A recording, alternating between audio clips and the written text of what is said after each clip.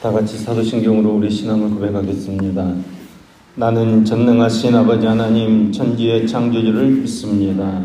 나는 그의 유일하신 아들 우리 주 예수 그리스도를 믿습니다.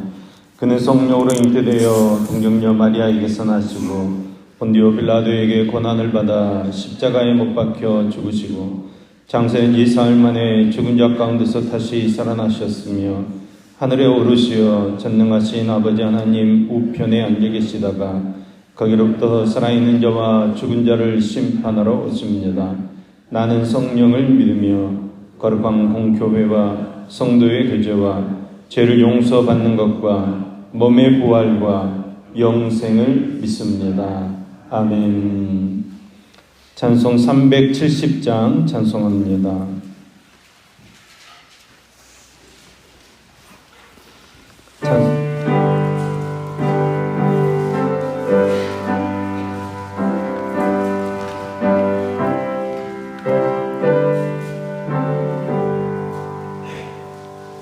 주 안에 있는 나에게 딴 근심이 있으랴.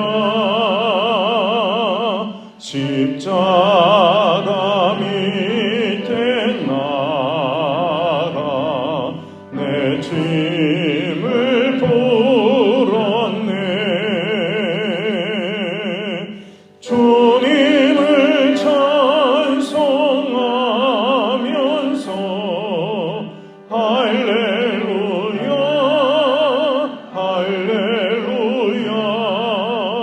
내 앞길 멀고매도 나 주님만 따라가리. 그 두려움이 변하여 내 기로 되었고 전날의 한숨 변하여 내 노래 되었네. 주님을 찬송하면서 할렐루야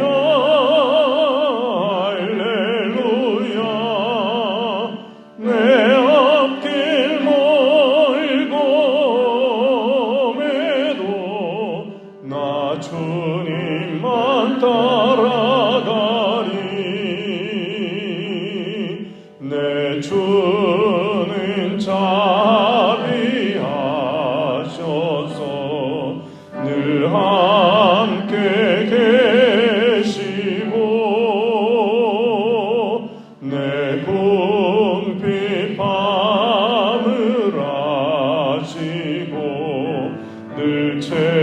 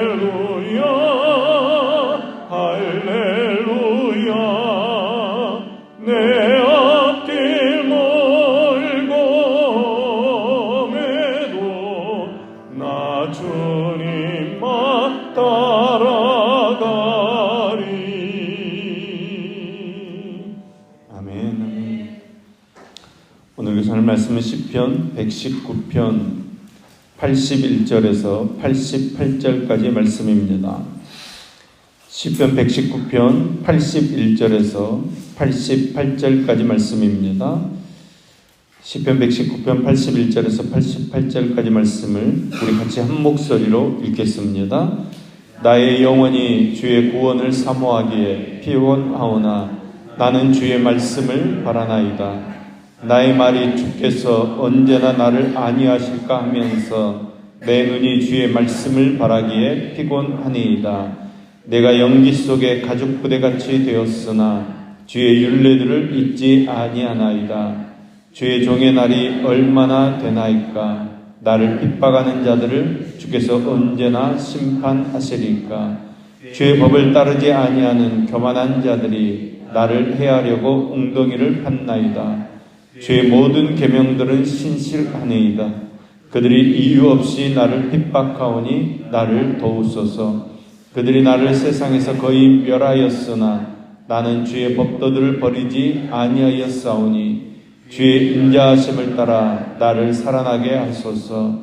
그리하시면 주의 입의 교훈들을 내가 지키리이다. 아멘. 아멘. 우리가 세상을 살아가면서 때때로 원치 않는 일들을 당할 때가 종종 있습니다. 어려운 일을 겪을 때가 있다는 것입니다. 이런 원치 않는 일들을 만나고 보면 사람들이 고민에 빠지기도 하고 또는 아예 신앙생활을 접고 세상으로 돌아가는 경우도 있습니다. 예수 믿으면 복받는다. 교회 나오면 행복해진다. 시련과 고난이 싹 물러간다. 이런 이야기를 듣고 믿음의 출발을 하였는데 해결은 고사오고 어려움이 더 많이 찾아오는 것입니다. 예수 믿으면 시련과 고난이 물러가고 또 풀기 어려운 문제도 당장 해결될 때도 있겠지만 그런 일들이 날마다 우리에게 일어나는 것이 아닙니다. 하루아침에 운수대통하지 않습니다. 그래서 예수를 믿는 성도의 가정이나 사업에도 환난과 시련이 그리고 역경이 찾아온다는 사실을 우리가 기억하고 있어야 합니다. 만일 그런 사실을 잊어버리게 되면 예수 믿어봐야 별 수 없네 그러면서 실족의 길로 가고 마는 것입니다. 성도 여러분, 믿는 사람이든지 믿지 않는 사람이든지 고난은 우리 곁에 항상 머물고 있는 친구라는 사실을 기억하셔야 합니다. 욥기를 통한 고난의 설명은 이 세상에 사는 동안 고난이나 시련은 우리 곁을 조금 더 떠나지 않는 필연적인 동행자라고 이야기합니다. 그래서 욥이 뭐라고 고백했습니까? 인생은 고생을 위해 났으니, 이 세상에 고난 없이 살아가는 인생, 고난에서 제외된 인생은 아무도 없다는 뜻입니다. 인생길의 친구인 고난, 그 고난이 나와 함께하는 동행자라면 이 모든 고난에는 하나님의 선하신 목적이 반드시 있을 것임을 기억해야 합니다. 하나님께서는 어려움을 통해서 그리스도인을 낮추실 뿐만 아니라 때로는 기도를 해도 응답하지 않으시고 어려운 때에도 스스로 판단하게 하심으로 우리의 지각을 키워주십니다. 81절 82절 말씀입니다. 나의 영혼이 주의 구원을 사모하게 피곤하오나 나는 주의 말씀을 바라나이다. 나의 말이 주께서 언제나 나를 안위하실까 하면서 내 눈이 주의 말씀을 바라기에 피곤하니이다. 아멘. 그리스도인은 어려운 고난 가운데 여호와 우리 하나님의 도움을 간절히 기다리지만 하나님께서는 금방 도와주시지도 않고 하나님의 뜻을 우리에게 가르쳐 주시지도 않는다는 것입니다. 우리는 하나님의 뜻을 기다리는데 피곤하고 지치게 됩니다. 그러면서 우리는 몇 가지 중요한 것을 배우게 됩니다. 본문에는 재미있는 표현이 나옵니다. 83절 말씀입니다. 내가 연기 속에 가죽 부대같이 되었으나 주의 율례들을 잊지 아니하니이다. 아멘. 연기 속에 가죽 부대. 여러분, 이것이 무슨 뜻의 말입니까? 가죽으로 부대를 만들면 생가죽 그대로 사용하지 않습니다. 연기에 잘 말려서 사용합니다. 가죽 부대를 말릴 때 트지 않도록 연기를 사용해서 말리는 것입니다. 잘 말린 가죽 부대는 우리말로 그냥 피골이 상접한 상태와 같이 되어집니다. 지금 그리스도인의 형편이 그러하다는 것입니다. 연기 중에 진액은 다 날아가 버리고 피골이 상접한 상태에 있다는 것입니다. 그런데도 그는 결코 여호와 우리 하나님의 말씀을 잊지 않는다는 것입니다. 우리 생각 같으면 이런 형편이라면 다 던져버리고 다 쓸데없다고 하면서 도망쳐야 맞습니다. 그런데 도망치기는커녕 더 말씀을 붙들게 됩니다. 그때 하나님께서는 오래 기다리지 않으시고 반드시 우리를 도우시고 위기에서 건져주실 줄로 믿습니다. 85절에서 88절까지 말씀을 보시면 시인의 고난을 구체적으로 묘사하고 있습니다.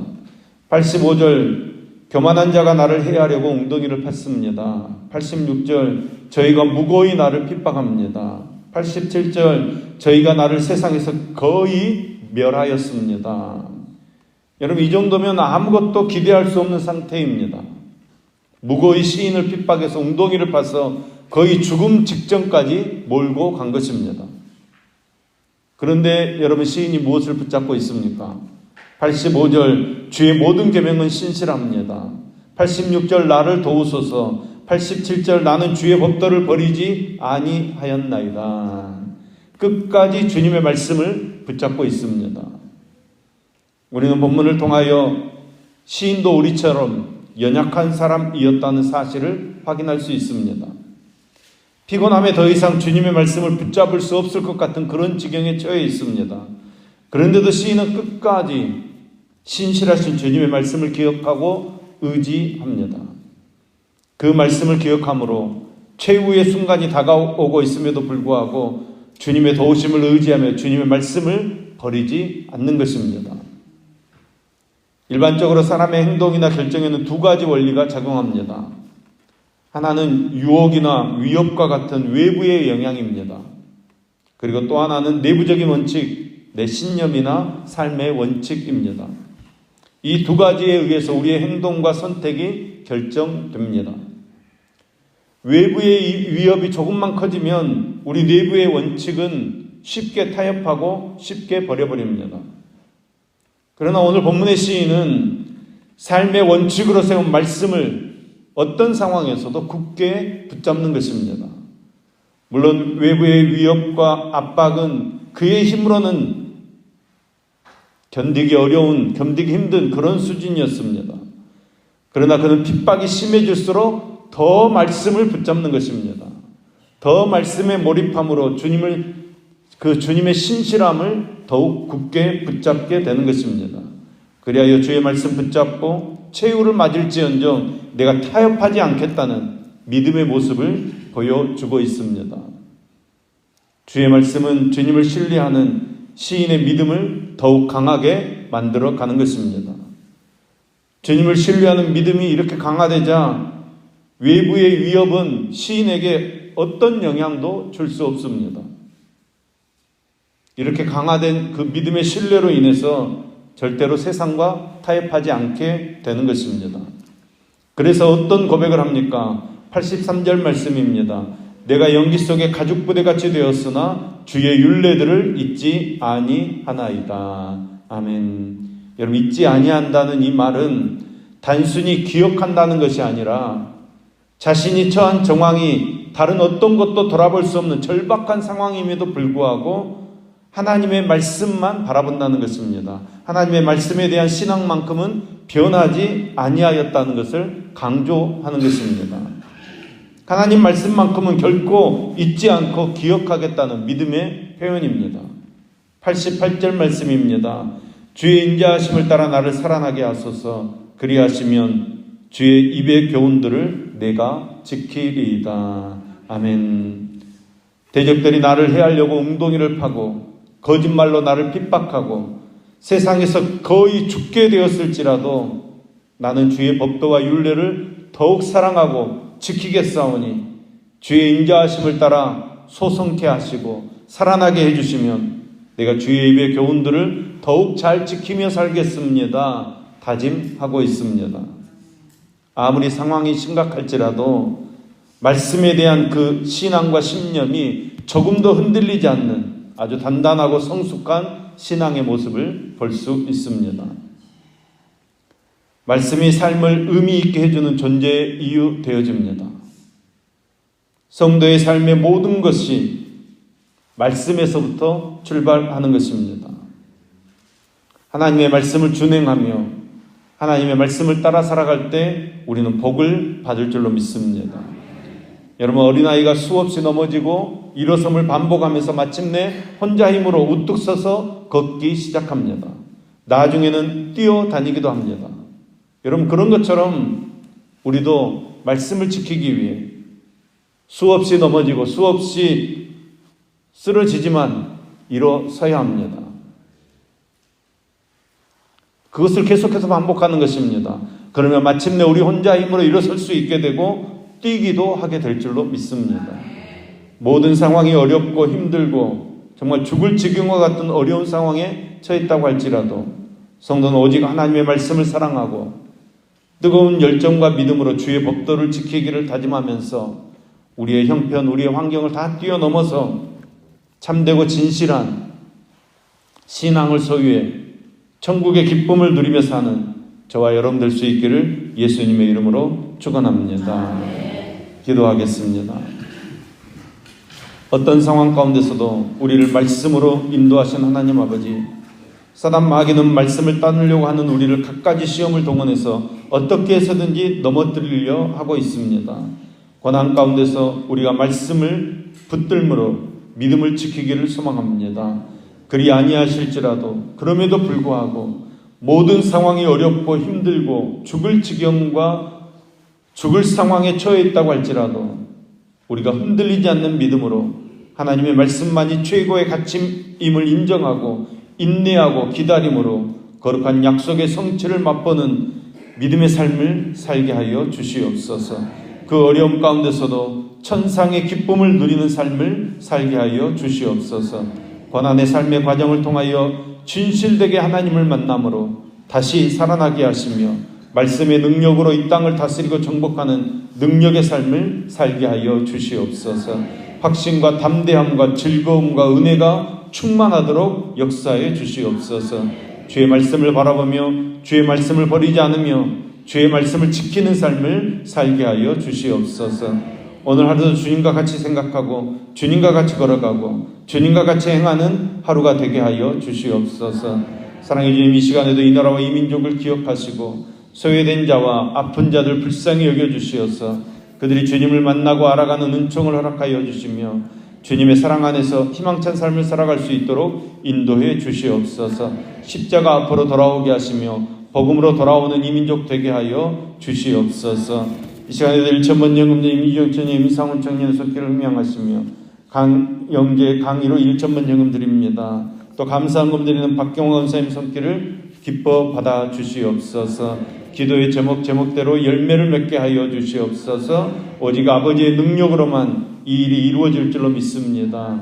저희의 믿음이 흔들리지 않게 하시며 저희들이 세상의 정욕에서 벗어나게 하시어서 아버지의 뜻대로 살아가도록, 아버지의 말씀대로 살아가도록 붙들어 주시옵소서.